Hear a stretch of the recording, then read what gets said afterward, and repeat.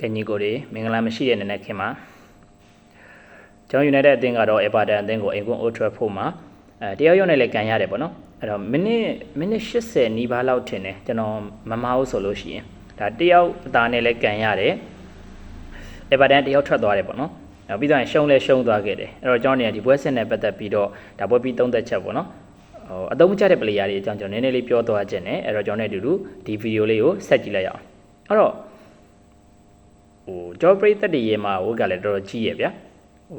တေးကြပြန်တော့လေတေးကြလို့အဝေးကွင်းမလို့တေးကြတာတို့ဖြည့်တွေးပြရတယ်အိမ်ကွင်းမလို့နိုင်မလားလို့စောင့်ကြည့်ပြန်တော့လေတယောက်ယောနဲ့ထွက်ရပြန်တာတို့ကစားသမားတွေဒဏ်ရာရနေတာတို့တော်တော်ကိုဝစ်ကြွေးကြီးတဲ့ play ပရိသတ်တွေပါပဲ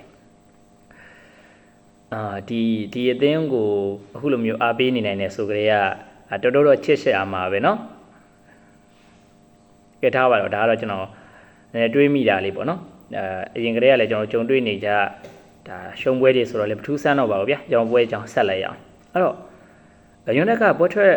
လာကြတဲ့ကနည်းနည်းလေးတော့မျောလင့်ချက်ကတဝက်လောက်ကျော့သွားခဲ့တယ်ဘာလို့လဲဆိုလို့ရှိရင်အစတော့ကျွန်တော် MOVO LSS မှာထားပြီးတော့ Ahmed ကို ISS မှာထားမယ်လို့ထင်တယ်ပွဲကြိုတော့မောင်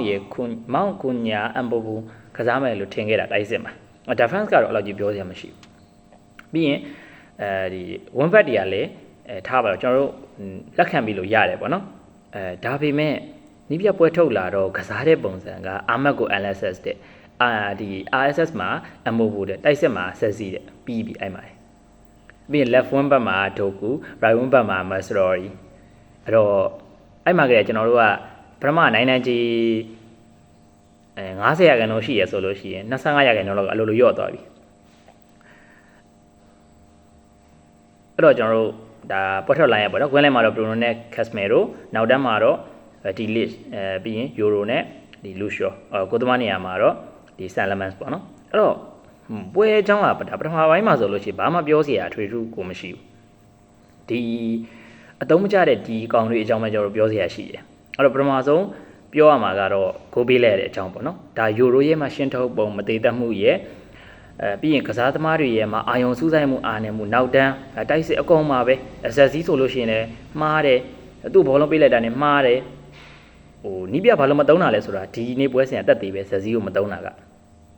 အဲ့တော့ Euro ဆိုလို့ရှိရင်တော်လေးကိုပြရပါတယ်ဒီဗာလဲ Green List နဲ့ဒီဘက်ကဒီ Michael Lango နဲ့ကဒီအဲ့ဘက်ကနေမှွေသွားခဲ့တယ်ပေါ့နော်ဒါတော့မှအရန်ကြီး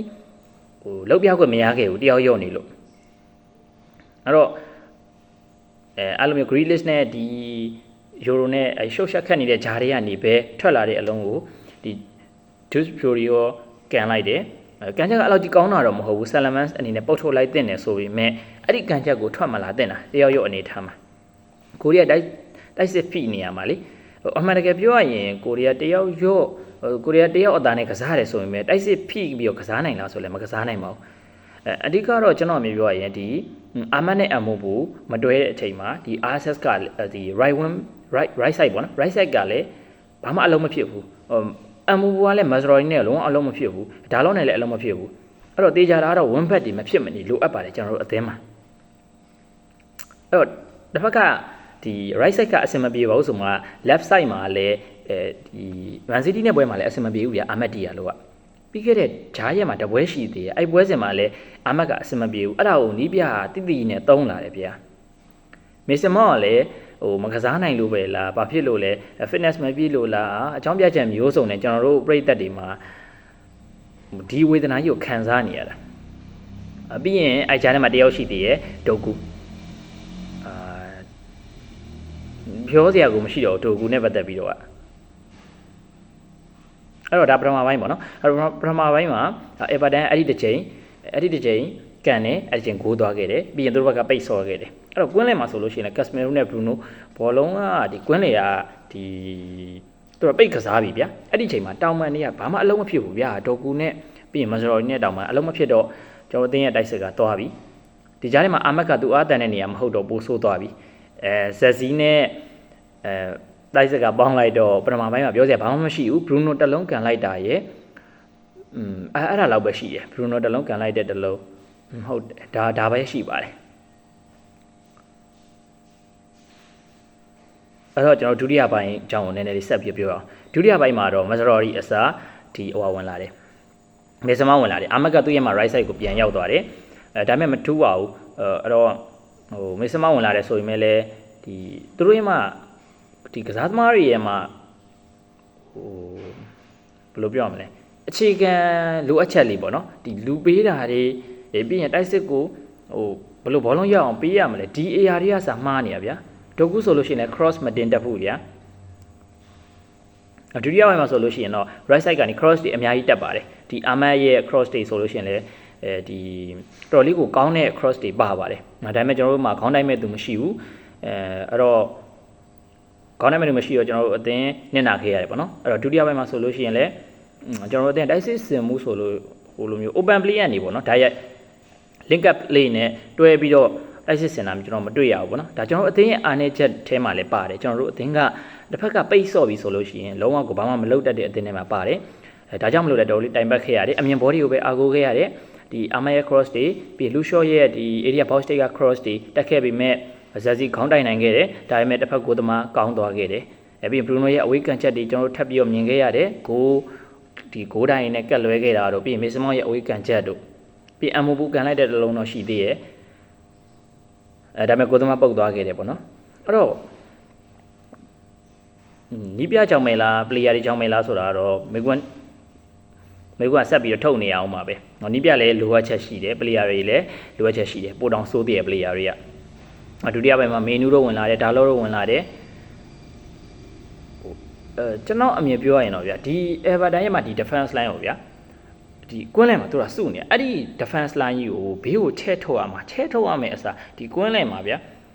ဟိုမလိုလားအဖက်နဲ့ဒီမှာ Mason Mount ဒီ Mason Mount ထားပါတော့ Mason Mount အလဲဝင်တာထားလိုက်တော့ဗျာကွင်းလန်ကိုဝင်တာထားလိုက်တော့ပြီးရင်ဒါလို့ကဒ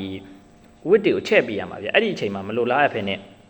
ကွင်းလန်မှာစုပြီးအောင်ပြီးတော့ကျွန်တော်တို့အသင်းရဲ့မှာ chance တွေကလုံးဝမရခဲ့ဘူးတင်လိုက်တဲ့ cross တွေကလည်း Tarkowski တို့ဟိုဒီ Kane တို့ ਨੇ ရှင်းထုတ်ခံလိုက်ရတယ်ပေါ့နော်အဲ့တော့Sabis တွေလည်းအာမကိုခဲ့ရအောင်ဒီနေ့ပွဲစမှာဘာလို့လဲဆိုတော့တစ်ဖက်က Everton ကတော်တော်လေးကိုအမြင်ပေါ်အားတန်တဲ့အသင်းကိုအဲ့တော့ဟိုဒီလိုမျိုးအသင်းတွေနဲ့တွေ့တဲ့အခါမှာကျွန်တော်တို့အသင်းတိုင်ပတ်နေကြဒါပေမဲ့အခုကတော့တယောက်ရောနဲ့ဆိုတော့နည်းနည်းလေးအဆင့်မြင့်သွားပြီလို့ပြောလို့ရတာပေါ့နော်အဲ့တော့ဒီလိုမျိုးအမားတွေကတော့ဆက်ရှိနေအောင်ပါပဲအဓိကတော့ကျွန်တော်အမြင်ပြောရရင်တိုက်စစ်မှာဒီ squad တက်ပေါ့နော်အဲ့တော့ဒီဒုတိယပိုင်းမှာဆိုရင်ဗျာစဉ်းစားကြည့်လူစားဝင်လာတယ်ဆိုလို့ Mason Mount တယောက်ပဲရှိရဗျာတိုက်စစ်ကအဲ့တော့ဇက်စီမကောင်းမလားမကောင်းလဲကြည့်ပဲဇက်စီနေရာမှာဝင်ကစားမဲ့သူမရှိဘူးအရန်မှာရှေးလီစီတို့လိုလူငယ်ကစားသမားလေးတွေပဲရှိတယ်ဒီလူငယ်ကစားသမားလေးတွေကိုနေရာပေးမယ်ဆိုပြန်လို့ရတယ်သူတို့မှာ pressure အောက်ကိုရောက်သွားမှာဗျာဒါကြောင့်မလို့နီးပြဒီမပေးခဲ့တာဘောထောက်ကမပေးခဲ့တာဒီကစားကွက်မပေးခဲ့တာဒါတွေကိုလည်းကျွန်တော်တို့လက်ခံမှာဖြစ်မယ်အဲ့တော့အဓိကတော့ကျွန်တော်တို့ဒီတရားတီကတော့အဲ့လိုပဲကျွန်တော်တို့စောင့်ကြည့်ရမှာပေါ့နော်ဒီဘောဖွဲ့တွေအနေနဲ့လည်းဒီနီးပြကိုယုံနေဆိုလို့ရှိရင်သူလိုအပ်တဲ့ဒီ one back တွေပေါ့နော် left one back right one back ပြင်သူလိုအပ်တဲ့ဒီခုညာတို့အမူတို့လိုဟိုတိုက်စစ်မှုတွေကိုကျွန်တော်တို့မဖြစ်မနေဝယ်ပေးဖို့လိုပါတယ်နောက်တန်းကတော့ဒီ Euro ကတော့နည်းနည်းလေးပြတယ်ကစားပုံကျွန်တော်တိတ်မကြိုက်ဘူးဒါပေမဲ့ဒီ league ကတော့အမြင်ဘောတွေမှာလည်းတော်တော်လေးအားကိုးခဲ့ရပါတယ်အဲ့တော့ကွင်းလျာ Casemiro တို့လည်းဒါအဝါကြောင့်ဒီနီးပြထုတ်လိုက်ရတာလည်းထင်ပါတယ်ပြီးရင်နည်းနည်းလေးကျသွားတာလည်းပါမှာပေါ့နော်အဲ့တော့တိုက်စစ်မြင့်ညင်တာလည်းဒီပိုင်ပါမှာပေါ့ Casemiro ထုတ်လိုက်ရတယ်အဲ့တော့ Casemiro မရှိတဲ့အချိန်မှာ Menu နဲ့ Bruno ကနောက်ဆင်လိုက်တော့ပိုဆိုးတော့တာပေါ့ဗျာအဲ့တော့အနည်းချုပ်ပြန်ပြီးပြောရမယ်ဆိုလို့ရှိရင်ကျွန်တော်အသင်းမှာကဒီနေ့ပွဲစဉ်အတွက်ဘာမှကောင်းတဲ့အချက်ဆိုလို့အချက်မှမရှိခဲ့ဘူးတစ်ဖက်ကဒီဘောနော်လီဗာပူးတို့ပြီးသွားရင်ဒီဟိုမန်စီးတီးတို့ရှုံးတဲ့အချိန်ဒီအဲ့ဒီအချိန်မှာကျွန်တော်အခွင့်အရေးကိုရအောင်မယူနိုင်ခဲ့ဘူးနောက်လာမယ့်ပွဲစဉ်တွေကျွန်တော်တို့ပို့ပြီးတော့ခက်ခဲနိုင်ပါတယ်အဲ့တော့ညီကိုတို့လည်းအာတမ်ပြီးတော့ကြည့်ကြပါအရင်ကြီးလည်းအေးပြမခံကြပါနဲ့အဲ့တော့ဒီတရားတွေကတော့ဒီလိုပဲစောင့်ကြည့်အောင်ပါပေါ့နော်အဲ့တော့ left one back right one back ကိုမဖြစ်မနေလဲဝယ်ဖို့လိုတယ်ကွင်းလေလည်းမဖြစ်မနေလိုပါတယ်ကျွန်တော်တို့ရဲ့ squad တက်ကစဉ်းစားကြည့်အောင်ဗျာနောက်တန်းမှာဆိုလို့ရှိရင်လဲစရာလူတော့ရှိတယ်ဒါပေမဲ့ Martinez မကွမ်းရထားပါတော့နောက်တန်းကတော့နည်းနည်းလေးအဆင်ပြေတယ်အဲ့တော့ကွင်းလေ Bruno မကောင်းရင်ဘယ်သူဝင်မှာတော့ Menu လား Menu က Bruno ရဲ့နေရာကို replace လုပ်နိုင်ပြီလားပြီးရင် Casemiro နေရာ Bruno မှာတော့ Ugarte လား ပြောရမှာတော့နည်းနည်းလေးဟိုကြက်တီတုံးတယ်ဗျာရှင်းပြောရင်အဲ့တော့ left wing ဘက်မှာဒိုကူမကောင်းလို့ဘယ်သူထဲမှာတော့ဒါလော့လားဒိုကူမကောင်းလို့ဒါလော့ထဲပါလဲဆိုမှဒါလော့ကတပုံစံနဲ့ဖြစ်နေဘယ်လိုလုပ်ကြမှာလဲကျွန်တော်တို့အဲ့တော့အဓိကပြောချင်တာကတော့ squat tap ပေါ့နော်အဲ့တော့အမှန်တကယ်ဆိုလို့ရှိရင်ဒိုကူတို့ဒါလော့တို့ကဒီပွက်ထွက်အခင်းကျင်းမှာကိုမပါတဲ့ပလေယာတွေဒါကကျွန်တော်တို့ဟိုဒီလာမယ့်ရာသီမှာဖြည့်ရှင်းရမယ့်အရာတွေပေါ့နော်အဲ့တော့ကျွန်တော်အထင်ပြောရရင်တော့ January မှာလဲပလေယာတွေရောက်လာဖို့လိုတယ်ဗျမဟုတ်လို့ရှိရင်အသင်းကပို့ပြီးတော့တိုင်းပတ်သွားလိမ့်မယ်ပြီးတော့ရင် right one ဘက်မှာလဲ Mazrari မရှိရင်ဘယ်သူသုံးမှာတော့ Ahmed right one ဘက်ကတော့ Ahmed တော့ရှိပါသေးတယ်ထားပါတော့Mazrari ကတော့အဆင်မပြေဘူး Ahmed နာတဲ့အချိန် Amobu နာတဲ့အချိန်ပြောဖို့တစ်ခုကြံသေးတယ် Afghan ရှိတဲ့အချိန်မှာကျွန်တော်တို့ဘယ်သူတွေသုံးမှာတော့ဒီလိုအချိန်မှာတော့တိုင်းပတ်နေရဗျာအဲ့တော့ကွန်ညာမရှိတဲ့အချိန်မှာမေဆင်မောင်ဝင်ကစားတယ်မစိုးလို့ပြောလို့ရတယ်ဒါပေမဲ့မေဆင်မောင်ကတပွဲလုံးကစားနိုင်ပြီလားပြောမယ်ဆိုလို့ရှိရင်မိခွန်းနဲ့အများကြီးပဲဗျာနေရာတိုင်းမှာပဲဆက်စကိုမရှိရင်ဘယ်သူကစားမှာတော့ဇက်စီလားဇက်စီရောဒီနေ့ပွဲစဉ်ကြည့်လိုက်တဲ့ညီကိုတွေအားလုံးသိတယ်ကျွန်တော်တို့မှာအားတာတော့ဆိုလို့တခုမှမရှိဘူးဗျာဒီလစ်ရဲ့ဘရူနိုရဲ့အမ်ဘူဘူရဲ့အာမတ်ရဲ့ဒါလောက်ပဲရှိတယ်အဲ့တော့တတင်းလုံး7ယောက်ရှိတယ်7ယောက်မှာဒီ4ယောက်ဒီလစ်ထားပါတော့လူရှောအမ်ဘူဘူဟိုအာမတ်ဘရူနို9ယောက်7ယောက်ကစားရတဲ့အသင်းမှာ9ယောက်6ယောက်လောက်ပဲကောင်းတယ်ဆိုလို့ရှိရင်ဒီအသင်းရဲ့မှာအခြေအနေရှုံးပွဲတွေဆက်နေရတွေကမထူးဆန်းပါဘူးဒါတွေကတော့အဲ့တော့ညီကိုရောဘယ်လိုမြင်ကြလဲကိုယ့်ရဲ့အမြင်လေးတွေကို comment မှာဝင်ရောက်မှတ်ချက်ရေးပေးခဲ့ကြပါဦးကျွန်တော်တို့ဒီနေ့ပွဲစဉ်မှာနီးပြလဲမှားတယ်လူထုတ်ပေါ့ပြီးရင်ကစားသမားတွေကလည်းတော်တော်လေးကိုအသုံးမကျဘူးအဲ့လိုပဲမြင်ပါတယ်အဲ့တော့ကျွန်တော်တို့အသင်းကတော့ပြီးခဲ့တဲ့ပွဲစဉ်နှစ်ပွဲမှာလည်းဗျာမရှုံးတဲ့တေးမကြတဲ့မယ်နဲ့တေးကြိုက်တဲ့ပွဲစဉ်တွေရှိတယ်ဒီနေ့ပွဲစဉ်မှာလည်းမရှုံးတဲ့မယ်နဲ့ရှုံးခဲ့ပြန်ပြီကိုရီးယားတော့မရှုံးတဲ့မယ်နဲ့ရှုံးတယ်လို့ပြောခဲ့ရပဲဒါပေမဲ့ကစားသမားတွေကတော့ညီကိုတို့မြင်ကြတဲ့အတိုင်းပဲကစားသွားတဲ့ပုံစံအဲ့တော့အခုချိန်မှာဗျာကျွန်တော်တို့မှာကလိုအပ်နေတာquality ထက်ကျွန်တော်တို့မှာ quantity ကိုလိုအပ်နေတာအရေးအတွက်ကိုမရှိဘူးဒီဟိုထားပါတော့ဗျာဒီနေ့ပွဲစဉ်မှာဆိုအာမတ်ကအဲ့ဒီဘက်ချန်ကြီးမှာကစားရတယ်ဗျာအမှန်တကယ်ဆိုလို့ရှိရင်အဲ့ဒီ analysis နေရာမှာကောင်းကောင်းကစားနိုင်တဲ့ player ရှိမယ်ဟိုတေးချာလေးပေါ့နော်ကစားကွက်နဲ့အံဝင်မဲ့ player ရှိရဆိုလို့ရှိရင်အာမတ်ကိုနီးပြလဲသုံးမှာမလားပြီးရင်ဇက်စီကိုသုံးမှာမလားအဲ့တော့မေခွန်းနဲ့အများကြီးနဲ့ကျွန်တော်တို့ United ပဲဖြစ်ပါတယ်အဲ့တော့ဘယ်လိုပဲဖြစ်ဖြစ်ကျွန်တော်တို့ပြည်သက်တွေကတော့ဒီအသင်းကြီးကိုချစ်တော်လေးအားပေးရမှာပေါ့နော်ကိုယ့်ရဲ့အမြင်လေးတွေကို comment မှာဝင်အောင်မချက်ရေးပေးခဲ့ကြပါဦးခင်ဗျကျွန်တော်ရဲ့ channel လေးကိုလည်း channel တက်တယ်ဆိုလို့ရှိရင် like and subscribe လေးပြုလုပ်ခဲ့ကြပါအားလုံးကျေးဇူးတင်ပါတယ်ခင်ဗျ